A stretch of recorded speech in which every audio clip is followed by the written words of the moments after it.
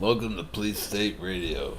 I'm your host, Aaron Allen, and today I'm going to run down my little synopsis for a film I've wanted to discuss for a long time, but either couldn't find the time or couldn't decide where to begin, because it's so loaded with occult symbolism that it actually stops the world from spinning and makes time almost seem like it's standing still, while our rigged reality keeps whizzing by.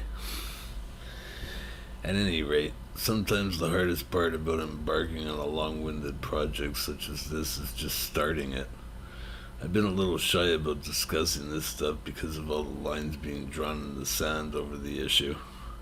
But this is my channel, and I've always been a man on a mission to call it as I see it, even if it means losing old friends and gaining new ones. So, talking about whatever psyop fake news story that is happening at the time isn't going to slice it for me until I get this stuff off my chest and come clean. So the usual will have to take a backseat for now. One of the gifts God has given me is the gift to see the roots grow beneath the tree when it comes to the other language of numbers and symbols. So please be civil and don't shoot the messenger. I mean, do you think that God came down from heaven and stopped? This is still a touchy subject for me because the indoctrinated side of me still thinks I'm crazy. Back in 2015, when many of us were covering all the hoaxes, I started to lose grasp on what was up, down, or even sideways with the so-called truth movement, as people started turning on each other in legions. It was the resistance at war with itself, and now the truth movement has become a much divided affair with little to no hope of ever moving our world forward in a better direction by way of a crazy little thing called truth. I have to say whatever it is I want to say without fear of being ridiculed or trolled as a result of my much revamped worldview since I left back in late 2015. If the blowout accomplished anything, it made me real curious about the whole flat earth psyop which exploded that year. Yeah, I stopped jeering and mocking and calling the generally accepted model Fantasy Island. I gotta tell you, after only 1 week of serious researching, I wasn't jeering and mocking anymore. I was totally fascinated at the sheer scope of what seems like rock hard evidence in terms of a total and complete absence of curvature. I don't profess at this time to know what the hell we're living on, but I'm positive we don't live on this thing. At any rate, I'm not planning on making Flat Earth the main platform here on Police State Radio. Perhaps I'll open another channel for that, but I need to channel all this stuff that's been jumbling around in my head for the last year, or else I might start developing migraine headaches. I'm exaggerating it, of course, but hopefully you catch my drift. I never talk about flat earth in the so-called real world because people tend to end up being very aggressive and even violent when you attempt to speak truth to them about it. I tried it on a casual friend. We weren't tight or anything, so having nothing much to lose, I broached the subject, and the outcome, of course, was predictable. And sure enough, he never took me seriously as anything again. Good riddance, I say. I won't bother repeating that mistake. That's why I have you guys to unload all my crazy ideas when things get crazy. One thing we can always be thankful for is this Ethernet rig, because people like us are few and far between and would never have heard from each other without it. Thank God you guys stuck with me and warm welcomed me back when Police State Radio gasped his first breaths in 15 months. Did you know that the word Ethernet will fail in any spell checker unless it begins with a capital E? I suspect along those intercontinental fiber optic cables they got snaking throughout the 7 seas. The World Wide Web literally plugs into the mind of God. Well, the Kabbalah God, that is. The invisible 11th sphere in the Kabbalah tree of life. Death. Or death. Data. The etheric plane. Anyway, before I came to this globe-shattering realization, I realized now when breaking down many of these movies, I was missing a big part of the symbolism, because as I will show in this and subsequent Kabbaliwood breakdowns, the flat earth code is really quite pervasive and in your face throughout. Anyway, without further ado, let us deep six this cabin in the woods. First of all, what's in the name again? I think the reason why they didn't call it Little Black Cube on the Prairie is because the word cabin was originally meant to mean the sleeping quarters in a boat where the captain logs all the events of any given voyage sailed. As it is with so many of these occult-laden films, we so often find ourselves at sea again. Because in the Bible, all us common folk are represented as the sea, the infrastructure of civilization in the land, and of course the royalty, or temporal power, church and state, who rule over us common folk, are the mountains which tower above our heads. The other thing is the release date of this film, which was April, Friday the 13th, and we all know that April is a very pagan month for blood sacrifice to the ancient ones, as this film refers to Zeus and Kronos and the like. So even the release date was important, because the globalists always have to tell us what they are doing, even if most of us don't understand what we are actually looking at. Does the director, do they know about this downstairs? The director doesn't care about this stuff. As long as everything goes smoothly upstairs, as long as the kids do as they're told. But then it's fixed. No. How can you wager on this when you control the outcome? Well, we just get them in the cellar. They take it from there. No, they have to make the choice of their own free will. Otherwise, the system doesn't work. That, of course, goes back to the Garden of Eden, when the serpent beguiled Eve, and then God ejected Adam and Eve out of the Garden of Eden, leaving them freedom to choose between good and evil, right? The next PowerPoint is the promotional poster, which features the cabin floating as a kind of Rubik's Cube over the terrain of the woods, as above, so below. So the so-called real world can never understand which way is up or which way is down.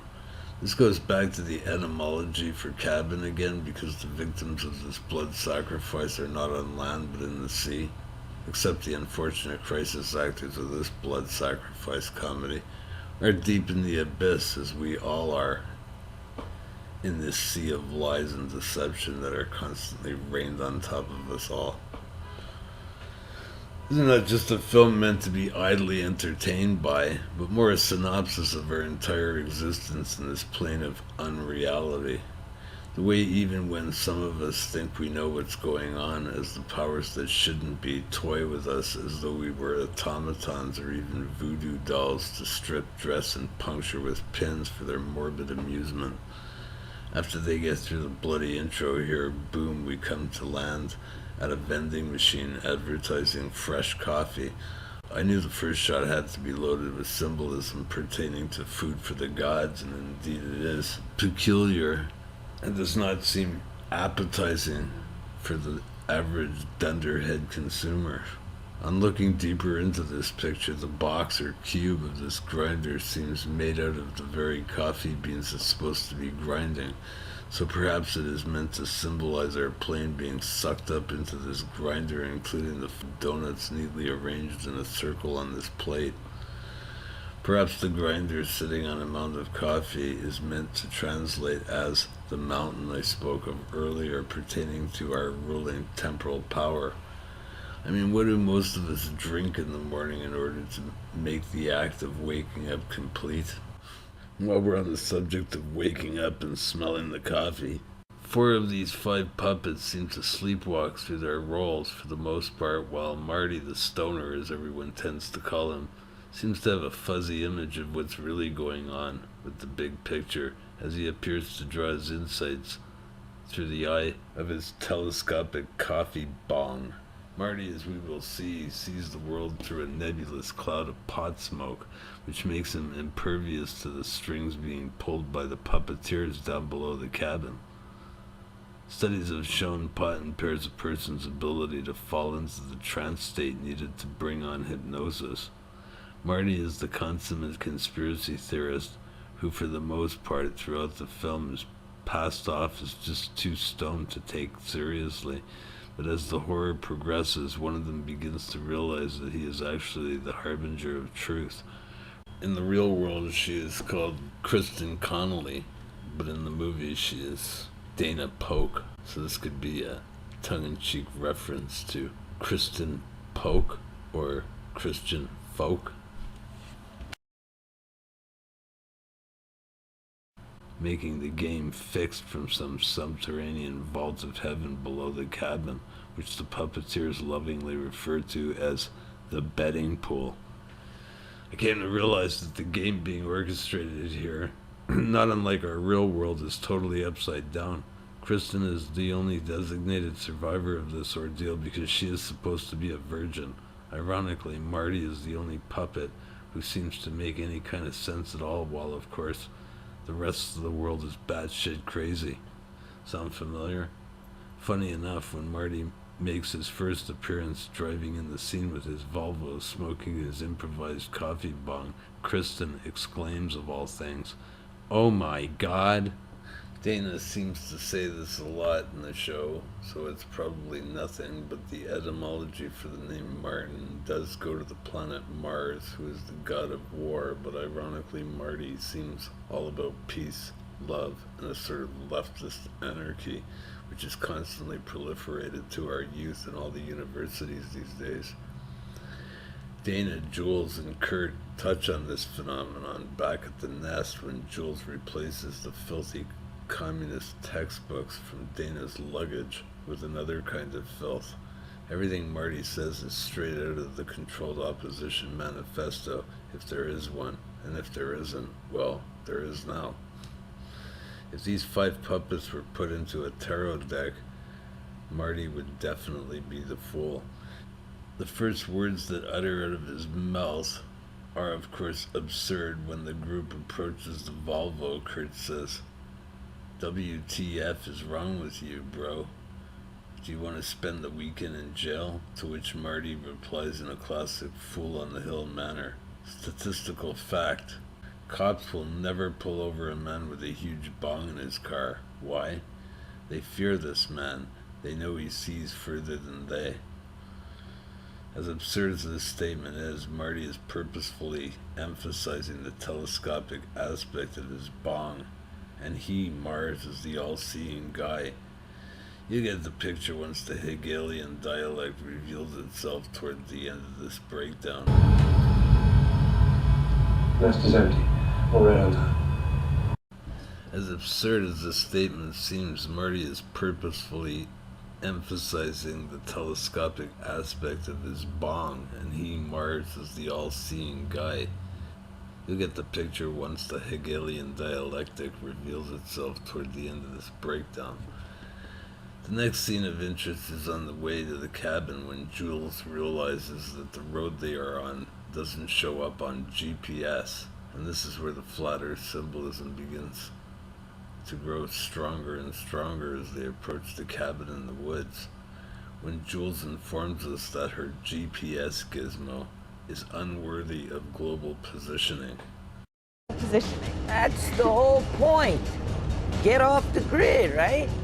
No cell phone reception, no traffic cameras.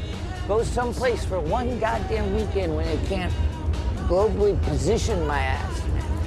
This is the whole issue. Is society crumbling, Marty? No, society is binding, right? It's filling in the cracks with concrete. Everything's filed or recorded, blogged, right? Chips in our kids' heads so they won't get lost. Society needs to crumble. We're all just too chicken shit to let it. I've missed your rants. You will come to see things my way. So everyone is going to come to see the world Marty's way as he holds his joint up as though it was some kind of religious icon. Binding is an interesting word because it has to do with being written in a book, meaning our existence is becoming more and more scripted and less organic. Marty used this word before when he said, "They, the cops, fear this man, knowing that he will bind them with ancient logics." In the next scene of interest, when the 5 puppets arrive at a dilapidated gas station off the road, they meet the harbinger, Mordecai. Now the name Mordecai is interesting because it goes back to Marduk and the Babylonian creation myth, which is pretty much the same as the Greek version, with Zeus defeating Kronos and his titans. Marduk was the son of Ea Enki, so therefore he is Jupiter, son of Saturn, and later in Hebrew lore he was Baal or Moloch, and was represented by an iron bull. The Bible describes how the Canaanites would throw their children into the furnace of this iron bull in order that they may appease the storm god and bring fertility to the barren land by way of wind, thunder, and rain. Since Cabin in the Woods seems to have so much to do with the deplorable status quo of our kids today, I wouldn't be at all surprised if Mordecai might be symbolizing the powers that shouldn't be, who annually get together for their mock creation of care in front of the great stone owl at Bohemian Grove. To drive this point home, Holden enters the gas station, or whatever that is, and touches what looks to be human skin hanging over an assortment of jars containing pickled body parts. I'll get to that later after the preceding dialogue fills in and binds the cracks with concrete. Hey, hold it! Hold it! I don't think there's gonna be any. Come here running, fighting. Dude. Sign says closed. Yeah, we were looking to buy some gas. We also wanted to get directions. Yeah, we're looking for, what's it called? Tillerman Road. I've seen plenty come and go. Well, I've been here since the war. Which war? You know damn well which war. Would that have been with the blue and some in gray? You sassing me, boy. You were rude to my friend. That whore. What'd you say? I think we got enough gas. You got enough to get you there. Getting back. That's your concern. I've been here since the war, and I've seen him come and go, even before the Buckners. What Mordecai is really telling our uneducated university pupils is that he's been here since the Great War. And no, Marty, not the Civil War, but the Titanocemy, when Zeus overthrew his father Kronos and imprisoned the Titans in Tartarus, which I take to be what is waiting for our pupils deep under the cabin in the woods. I also take this horror flick to be a representation of the social decline that has become America under her bloodthirsty rulers who, like the ancient pagans of yore, have an insatiable appetite for children. And this is the really creepy part, which blurs the lines between real world and make-believe. Yeah, we've come a long way since Little House on the Prairie. The setting, of course, takes place in the woods, and American woods in particular, are places where people, especially infant toddlers, disappear in shocking numbers, often right under their parents' noses. It could be that many of these victims are being kidnapped and sold to wealthy elites who use them for blood sacrifice or burnt offerings or even snuff films such as this one. Perhaps Mordecai's gas station is a drop-off point to dismember and dispose of the corpses. Control? Yeah, go ahead. I have the Harbinger on line 2. Oh, Christ. Can you take a message? I don't think so. He's really pushy. To be honest, he's kind of freaking me out. Okay. Put him on. Mordecai, baby, what's happening? How's the weather up top? The lambs have passed through the gate. They are come to the killing floor. Well, you're doing a great job out there. By the numbers, man. You got to start it off just right. So we'll talk to you later, okay? Their blind eyes see nothing of the horrors to come. Their ears are stopped. They are the gods' fools. Well, that's how it works. Cleanse them. Cleanse the world of their ignorance and sin. Bathe them in the crimson of... Am I on speakerphone?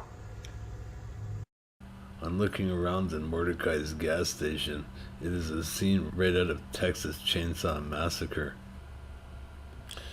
As if to emphasize this chilling theory, when the group settles in and the party kicks off with a game called Truth or Dare, for some reason Marty steps out of character and dares Jules to engage in bestiality with a dead wolf mounted on the wall. The scenario reminded me of the children's fable, Little Red Riding Hood, which, like most fairy tales, is really about pedophilia or something nefarious. But in this one, Little Red Riding Hood and her grandmother get eaten alive by the wolf. The only difference is that in this comedy of horrors, after necking with the wolf who lost his head, well, poetic justice becomes a dish best served cold. At any rate, getting back to Tillerman Road, well, that name conjures up images of tilling the land with perhaps a scythe or a sickle, as if our puppets were mere ears of corn to be mown down. Now we're finally getting to the proverbial edge of the flat earth, as our ears of corn approach the very strange tunnel that loops around and doubles as a bridge to oblivion or another realm entirely. As the RV enters the tunnel, an eagle swoops into the picture as if watching and then suddenly veers off toward the edge. The tunnel is bridging between worlds. Then smack, the bird is stopped dead in flight, gliding into a giant chicken wire electrical grid, which incinerates the bird. Remember what Marty said about how we are too chicken shit to let society crumble? As the honeycomb grid returns back to its mirror image, the van orbits round the tunnel, out the other side of the reflection. The tunnel must be some kind of portal or illusion entirely, because later in the film, when Kurt, Holden, and Dana attempt to escape from the cabin in the woods, we can see that the tunnel is not curved but actually straight.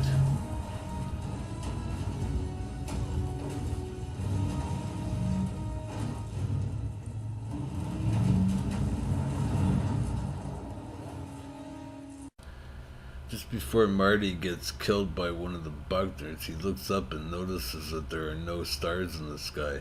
This is because the matrix that is Cabin in the Woods is built inside the mountain. This is very symbolic of how ancient cultures from all over the world in times of great strife and hardship would parade their human sacrifices through the town below, taking them up into the mountain in order to appease the gods again. Since this chicken wire is really a mirror designed to create the illusion that the Rambler passed uneventfully out the other side, something most people would have missed, it's all symbolic of how the Cabin in the Woods is not just a movie, but more an accurate reflection of the nature of the satanic dark forces which rule this world. To give you an example of how nothing is new under the sun, or under the mountain in this case, I have to take you forward in the timeline about 4 years after the world was supposed to have ended back in 2012, the year this film was released. On June 1st, 2016, an extremely satanic spectacle or ceremony, as our overlords are apt to candy coat them, took place at the newly augmented Gotthard Base Tunnel in Switzerland, which was originally built in 1882. Now you might be wondering why I'm fast forwarding to a seemingly unrelated event which occurred 4 years after Cabin in the Woods. Well, I don't know if it's just a lot of coincidence or merely serendipity on my part, but here we go. Since the promotional poster emphasizes the idea that the puppets within this cabin came to lose grasp on what is up, down, or even sideways, these two tunnels I am drawing a comparison to are being symbolized as the pit from Revelation. Now, I doubt that the makers of this film had Gotthard Base Tunnel in mind when they made this film, but both rituals are depicting the end of Christianity as we know it, so the nature of the blasphemy toward the Most High is always the same. One of the most glaring coincidences that seem to link these two rituals is that the director for Cabin in the Woods just happens to be called Drew Goddard, which is just a variation of the name Gotthard. So there's that. Then there's the family Buckner, who were slain by their father or eaten on April 4th, 1903, and had been buried under the mountain waiting for the proper incantation to summon them to rise from the dead 111 years and 9 days later on Friday, April the 13th, 2012. As you can see here, the name Buckner has to do with herding goats, or even a man who resembles a goat is called by this name. Fast track forward to the Goddard Base Tunnel in the Alps, and we see a similar ritual playing out with what looks to be humans bereft of their will, marching like programmed puppets to the slow and steady beat of a bass drum. As the pageant progresses through the entrance of the tunnel for the eyes of an exclusive audience only, a float rolls in with what appears to be an androgynous angel reminiscent of the Baphomet. If you hit pause to count here, there are 9 workers hanging from chains in the last throes of death, while the angel of death circles above like a vulture after carrion, except this thing is waiting to steal their souls from God. This is not just theatrical fiction we're looking at here. The orange jumpsuits represent 9 actual people who, during the construction of this tunnel, lost their lives, and quite possibly, by the looks of things, their souls, to this pit under the mountain. And then later still, a goat man is seen to be the leader of this macabre spectacle of human flesh celebrating their own descent into the pit of hell. Towards the end of the first segment of the ritual, before they move outside, a man is yodeling in a language I can't understand, and after a time, other backup singers begin to accompany him, humming steadily in a particular key in order that they may open the pit and summon the demons there. Sure enough, smoke begins to issue forth from the doorway or portal, and a troop of demons enters, not led this time by a goat man, but by none other than the Pope himself. It is interesting that half the ritual takes place under the mountain, and the other half takes place outside the mouth of the mountain, very much like Cabin in the Woods. At the start of the second half of the ritual, the first train to ever disembark from Goddard Base Tunnel is seen to be exiting the pit, accompanied by more plumes of smoke, as if to drive the biblical Antichrist symbolism home. Later on, outside on the big square projection screen, we see and hear a crescendo of horns chanting in all manner of Cernano's witchcraft, in order that they may summon Satan himself out of the pit. The evil goat god appears to their satisfaction. Something more is happening here than mere movies and ceremonies. Through these mediums, we can catch a glimpse of the twisted mindset of elites such as the exclusive audience who were bathed in blue light enjoying this spectacle. They are obviously in the process of, or already have, birthed the Antichrist, or opened the pit. I get the distinct impression from observing all this that they are trying to release Saturn and his titans from Tartarus so as to unleash their revenge on Zeus and his Olympians. If that is really indeed what is going on, the whole order of things along with our society will have to crumble and fall through the cracks, as Marty said, in the RV Rambler on the way to destiny.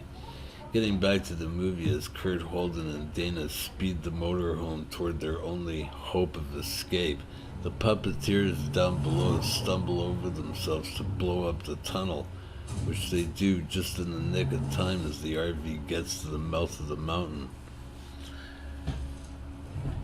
Kurt has to slam the RV into reverse in a straight line, being chased out by the smoke from the pit.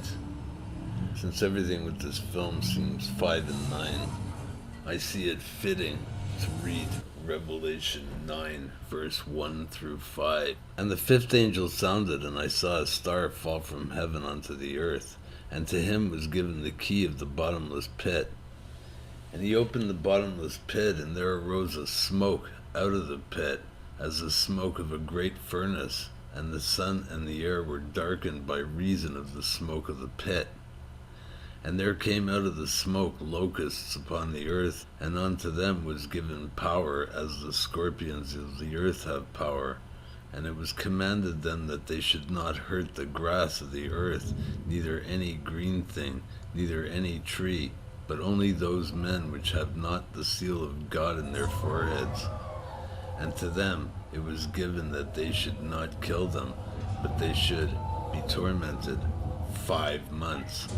And their torment was as the torments of a scorpion when he striketh a man.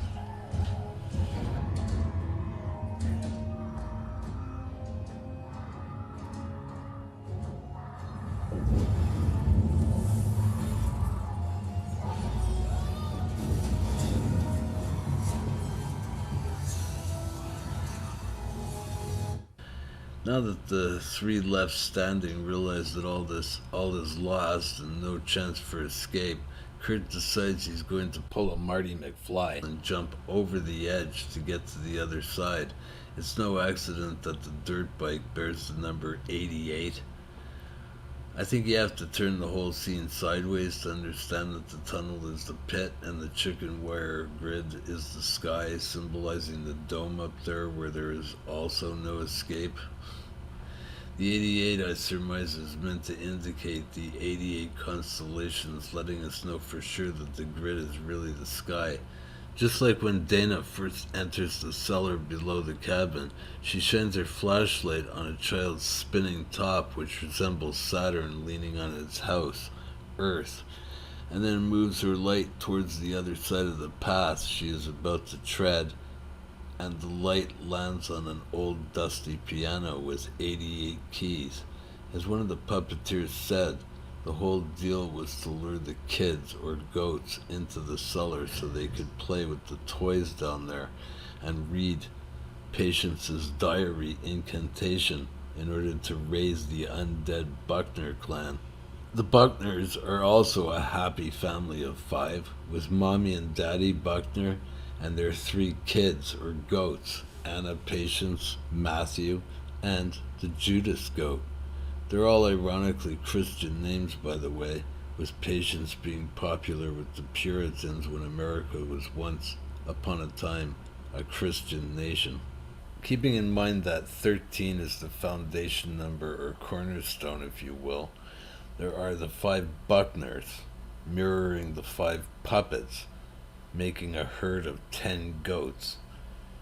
Then adding the 13 gives us 23.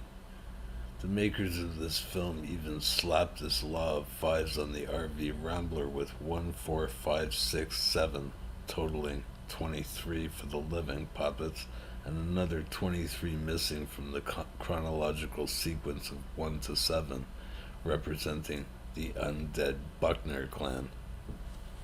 Getting back to Kurt jumping over the edge which divides the cabin in the woods from the real world.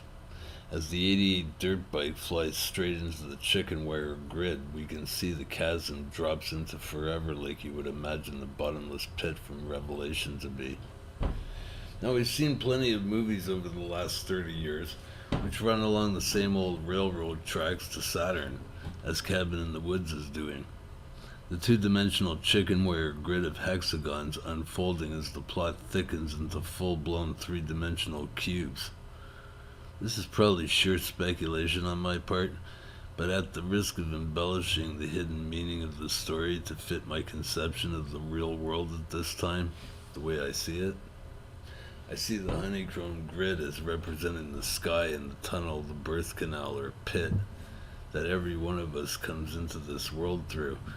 I got the idea when I thought about how when our 5 puppets left the harbinger Mordecai, who followed flying over the RV in the form of an eagle, because as I said, Mordecai is Jupiter and the eagle is that god's national emblem for the United States. And if you notice, it takes exactly the same course as the RV, orbits around the tunnel, smacking into the grid and turning into a sun disk.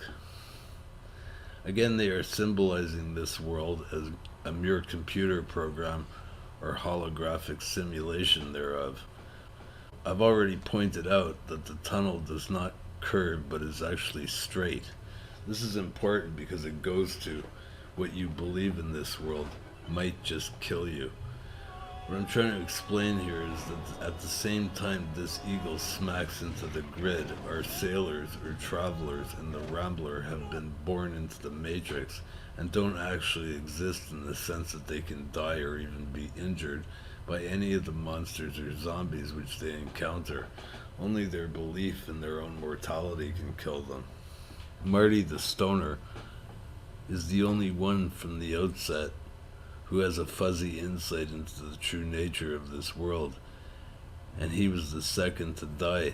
Dana the Virgin, because they have to include the allusion to birth, was the fifth one to die, but miraculously Marty stumbles back into the living picture to save Dana and bring her back to the grave which he was dragged into when he was blood sacrificed earlier.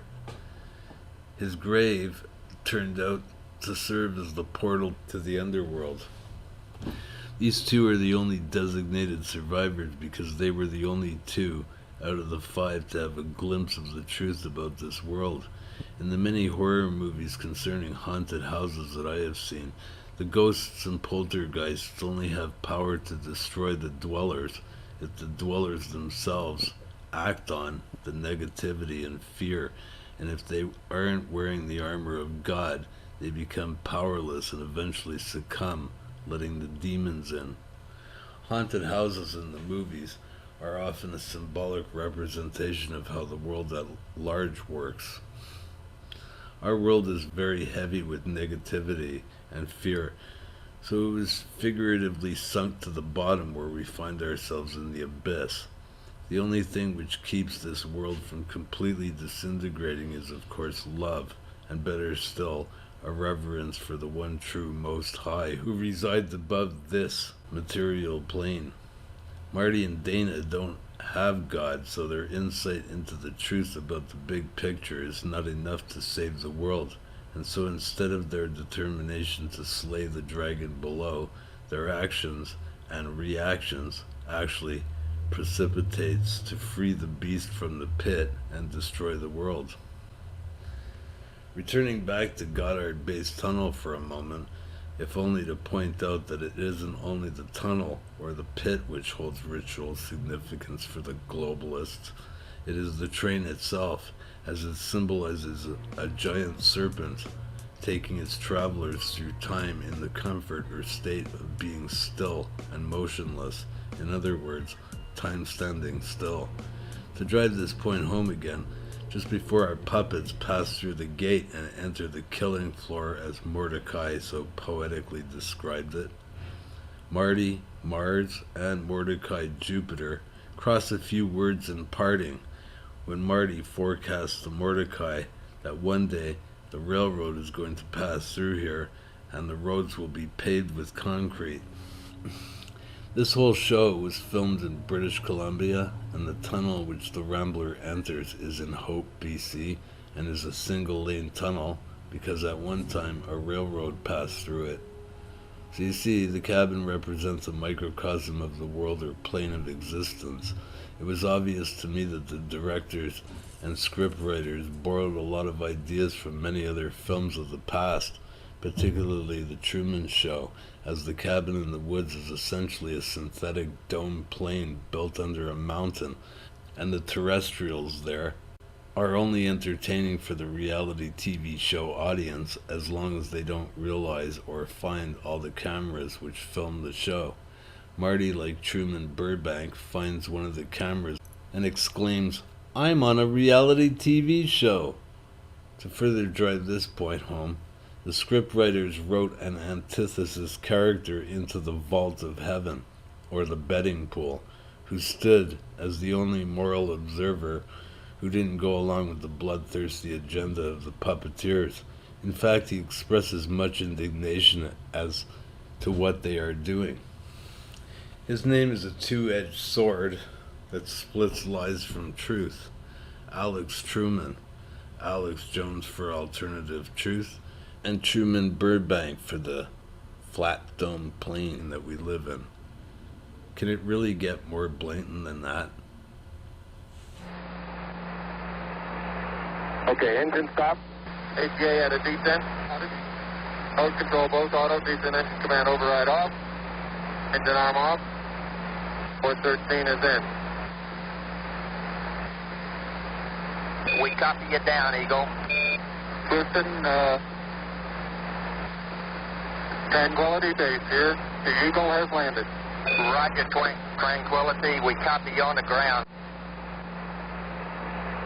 Okay, engine stop. ATA at a descent. Host control, both autos, descent engine command override off. Engine arm off. 413 is in. We copy you down, Eagle. Houston, Tranquility Base here. The Eagle has landed. Roger, Tranquility. We copy you on the ground. You got a guys about to turn blue. We're breathing again. Thanks a lot. It's now approaching lunar sunrise, and for all the people back on Earth, the crew of Apollo 8 has a message that we would like to send to you. In the beginning, God created the heaven and the earth. And the earth was without form and void, and darkness was upon the face of the deep. And the Spirit of God moved upon the face of the waters. And God said, "Let there be light." And there was light. And God saw the light, that it was good. And God divided the light from the darkness. And God called the light day, and the darkness he called night. And the evening and the morning were the first day. And God said, "Let there be a firmament in the midst of the waters. Let it divide the waters from the waters."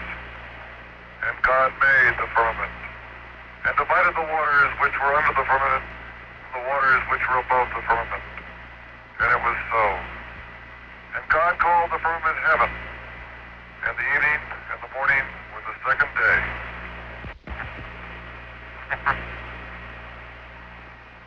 God said, "Let the waters under the heaven be gathered together into one place, and let the dry land appear." And it was so. And God called the dry land earth, and the gathering together of the waters called he seas. And God saw that it was good. And from the crew of Apollo 8, we close with good night, good luck, a Merry Christmas, and God bless all of you on the good earth. Say something, goddammit. You're on television. You're live to the whole world.